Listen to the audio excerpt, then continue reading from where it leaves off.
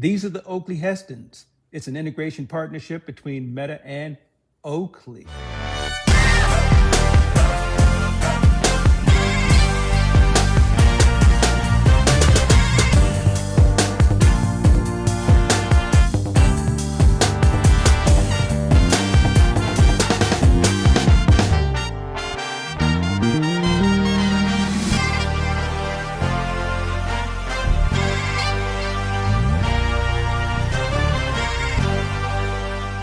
So unboxing these glasses was a seamless process. I basically laid everything out, looked at the instructions, looked at the warranty, and then I got my get started card right here, right? Literally on the back, it lays out a diagram of all of the specs of the glasses, all of the buttons, and where everything was located. I scanned this QR code, downloaded the application on my iPhone. I followed the instructions, and I was up and running within about 5 to 10 minutes. These were the frames for me. So Oakley has another pair of smart glasses called the Vanguards. And although those things are real smooth looking, they're not the kind of things I would do everyday life in. I wanted glasses that I could not only do my outdoor activities in and capture the moments, but I wanted them to look like what I currently wear on an everyday basis. So right now, I have in sunglass lenses. They're going to be replaced by the lenses that I've ordered that are prescription lenses that will transition and be progressive and basically allow me to do everyday life in them. So my first day out and about with these glasses, I basically took them to the park, just decided to walk around, see what I thought. I was immediately impressed by the sound quality of the music. The speakers that are located in the arms here and here sound amazing. But if you listen closely, you can probably hear the music coming from these glasses.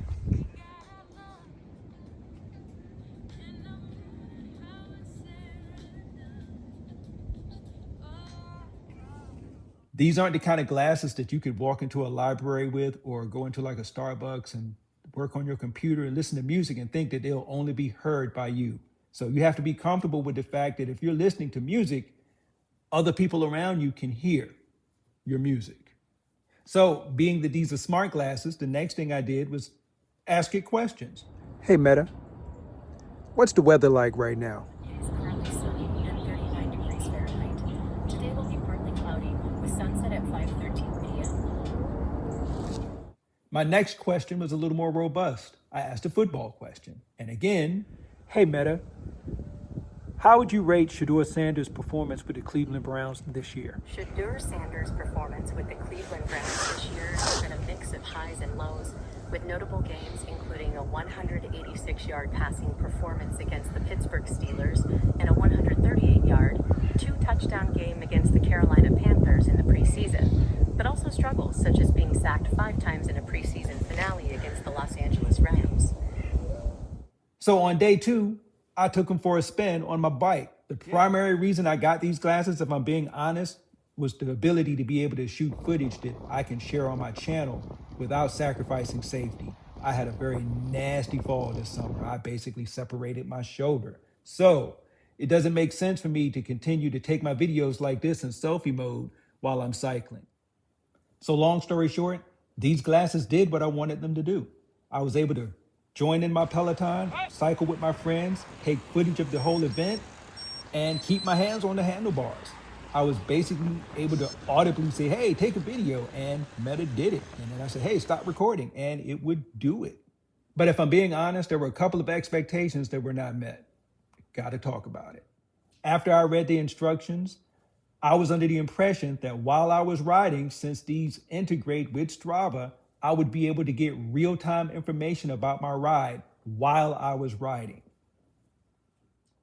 When I asked a basic question like, hey Meta, what's my current pace right now? Or, hey Meta, what's my heart rate right now?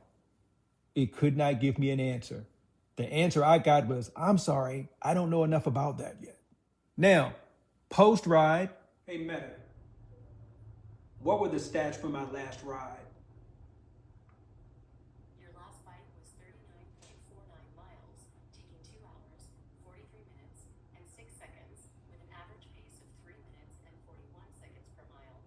You reached a max speed of 31.93 miles per hour, burned 1,637 calories,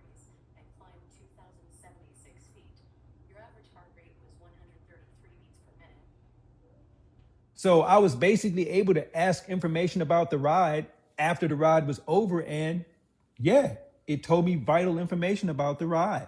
It would have just been a lot cooler if I could have done that while I was riding. This is the bike computer I currently use. It's the Garmin Edge 540. It's an older model, and I was using my Forerunner by Garmin as well. Let's talk battery life. How long did these last? I did a 40-mile ride. It took about 2.5 hours to complete. We were at a fairly decent pace. We were at a winter pace. Point of interest, it didn't make it through the entire ride.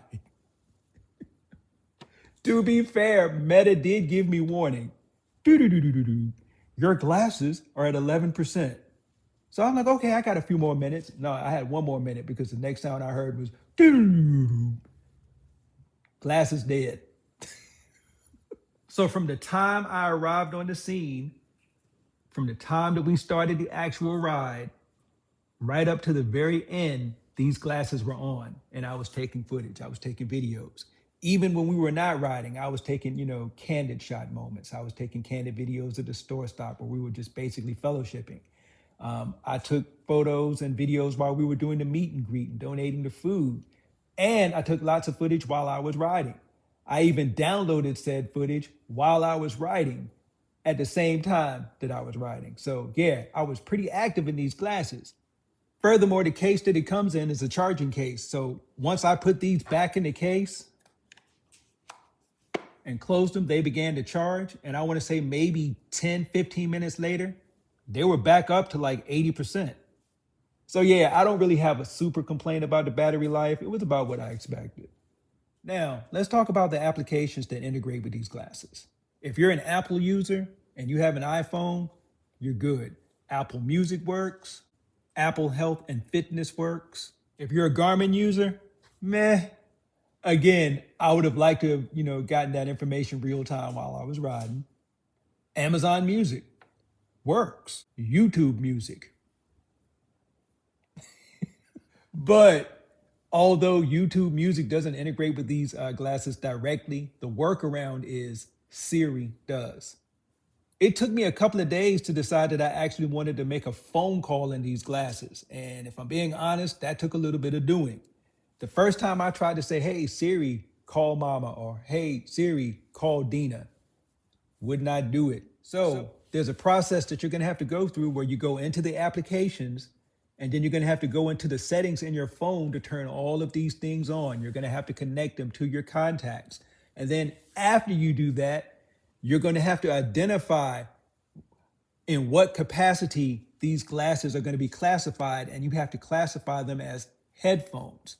So yeah, once I did that, it was once again a seamless process. It was as simple as saying, hey, Siri, call mama, and Meta would call. But more importantly, if I didn't want to say, hey, Siri, I was able to say, hey, Meta, call so-and-so. And they did it. It made the confirmation of the name. Hey, this is the person you want to call? Yes. Call them on their cell phone? Yes. And I was able to speak on my glasses and talk to who I wanted to talk to and hear. So there it is, y'all. That's been my unboxing and review of the Oakley HSTNs. I hope you've enjoyed it.